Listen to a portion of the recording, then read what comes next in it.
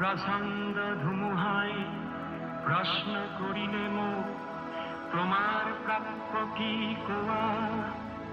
মনর দুয়ার মেলি নির্ভীক ভাবে কলু তোমার হকতে খিলি দিয়া বজ্রর গর্জনে বক্ষ জারি কোলে তোমার কাম্য কি কোয়া ময় কলু বজ্র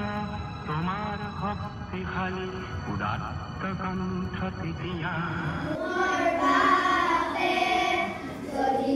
করুণা ভাই